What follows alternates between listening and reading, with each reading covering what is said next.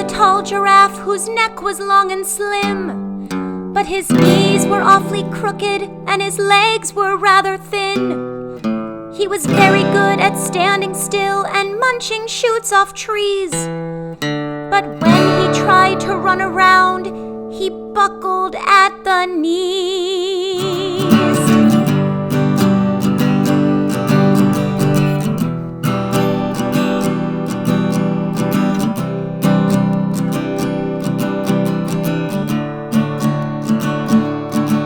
Now every year in Africa they hold the jungle dance, where every single animal turns up to skip and prance. And this year when the day arrived, poor Gerald felt so sad, 'cause when it came to dancing, he was really very bad.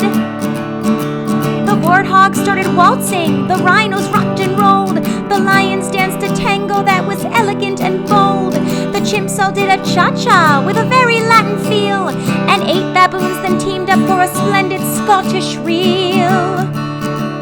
Gerald swallowed bravely as he walked toward the floor, but the lions saw him coming and they soon began to roar. Hey, look at clumsy Gerald, the animals all sneered. Giraffes can't dance, you silly fool, oh Gerald, you're so weird. Gerald simply froze up, he was rooted to the spot. They're right, he thought, I'm useless, I feel like such a clot. He crept off from the dance floor and he started walking home. He'd never felt so sad before, so sad and so alone.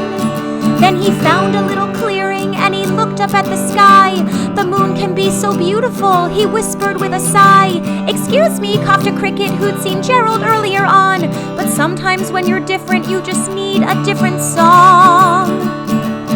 Listen to the swaying grass and listen to the trees. To me the sweetest music is those branches in the breeze. So imagine that the lovely moon is playing just for you. Everything makes music if you really want it to. With that the cricket smiled and picked up his violin.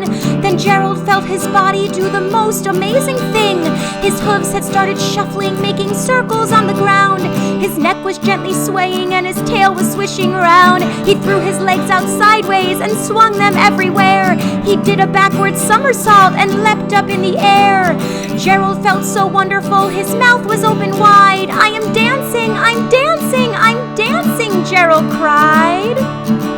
Then one by one each animal who'd been there at the dance arrived while Gerald boogied on and watched him quite entranced. They shouted, it's a miracle, we must be in a dream. Gerald's the best dancer that we've ever seen. How did you learn to dance like that? Please, Gerald, tell us how. But Gerald simply twirled around and finished with a bow. Then he raised his head and looked up at the moon and stars above. We all can dance, he said, when we find music that we love.